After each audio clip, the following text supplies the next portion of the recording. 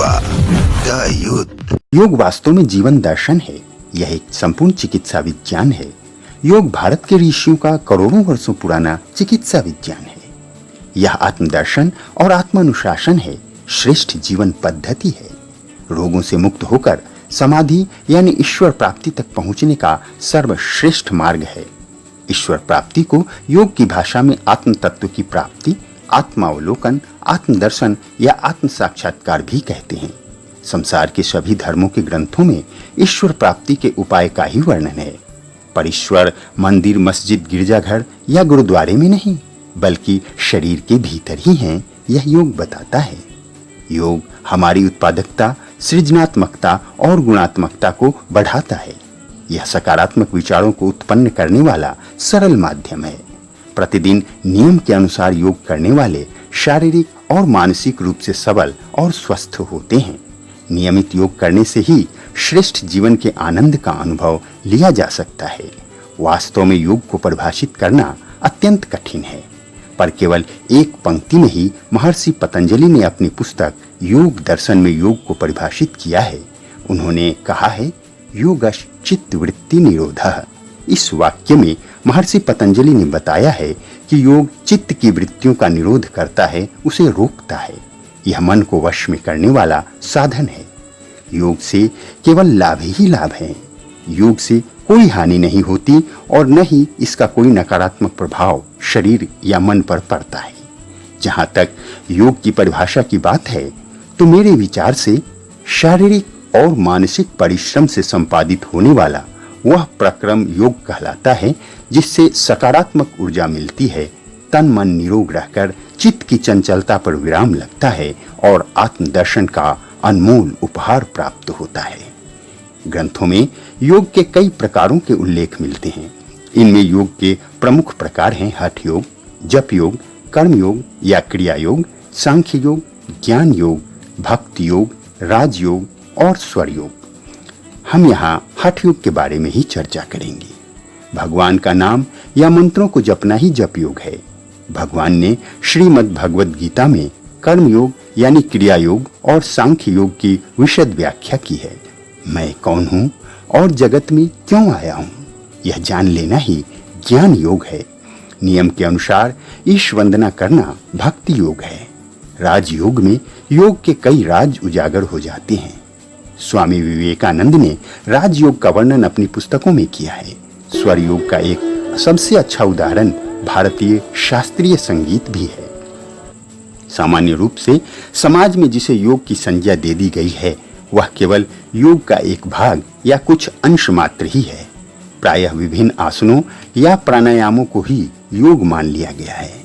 इनसे इतर योग कई वैज्ञानिक प्रक्रियाओं का समूह है। महर्षि पतंजलि और महर्षि घेरंड ने योग के मुख्य 8 अंगों का उल्लेख किया है। योग के ये 8 अंग हैं यम, नियम, आसन, प्राणायाम, प्रत्याहार, धारणा, ध्यान और समाधि। इन्हें सम्मिलित रूप से अष्टांग योग कहते हैं। यम और नियम का पालन कठिन है। आसन से योग को आरंभ कर दें तो आसन प्राणायाम के अनवरत अभ्यास से यम और नियम भी सधने लगते हैं। श्रीमद् भगवद गीता में भगवान ने अर्जुन के माध्यम से हमें योग के निरंतर अभ्यास की आज्ञा दी है। योग पूर्णतः विज्ञान है।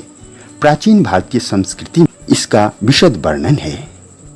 प्राचीन भारतीय संस्कृति से संबंधित सभी तथ्य पूर्णतः विज्ञान पर ही आधारित हैं। योग भी प्राचीन भारतीय मनुष्यों का मानव समाज को दिया गया अप्रतिम वरदान है। योग पूरी तरह विज्ञान है। इसके अंतर्गत विशुद्ध रूप से शरीर रचना और क्रिया विज्ञान, अंतःस्रावी ग्रंथि प्रणाली, सूक्ष्म मनोविज्ञान, हृदय और रक्त परिसंचरण तंत्र, मस्तिष्क और नाड़ी तंत्र, स्वास्थ्य लाभ के व्यवहारिक उपाय, इन सब का विशद अध्ययन किया जाता है। आधुनिक चिकित्सा विज्ञान में शामिल फिजियोथेरेपी वास्तव में योग के आसन समूह का ही एक छोटा सा अंश है। योग को लाभ के दृष्टिकोण से 2 भागों में हम बांट सकते हैं। प्रथम भाग में योग का वह अंश शामिल है जो हमें शारीरिक और मानसिक लाभ प्रदान करता है, इसे स्थूल योग कहते हैं। दूसरा योग का वह अंश है जिसे जानने के बाद कुछ भी जानना शेष नहीं रह जाता, इसे सूक्ष्म योग कहते हैं, जो हमें अध्यात्म की ओर प्रेरित करता है। पर हम यहाँ स्थूल योग की ही चर्चा करेंगे। योग हमें रोगों यानी व्याधियों से सुरक्षा प्रदान करता है। योग के निरंतर अभ्यास से कई व्याधियों में लाभ होता है। अन्य चिकित्सा पद्धतियों में जिन रोगों को असाध्य मान लिया गया है, उनकी भी चिकित्सा योग के माध्यम से संभव है। आधुनिक जीवन शैली चूंकि प्रकृति विमुख है, इस कारण कई रोगों की उत्पत्ति हो रही है। योग हमारी जीवन शैली को सुधार देता है, जिस कारण हम व्याधियों की चपेट में आने से बच जाते हैं। प्रायः सभी चिकित्सा पद्धतियों में कुछ न कुछ नकारात्मक पहलू होते हैं, पर योग का कोई नकारात्मक प्रभाव नहीं पड़ता।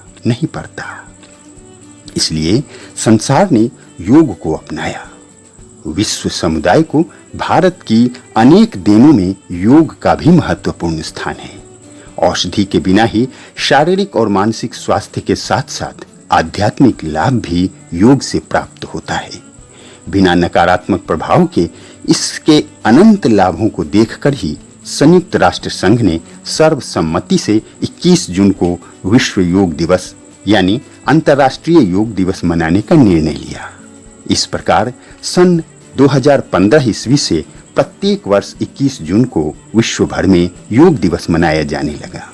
अब दुनिया के लगभग सारे देश इसे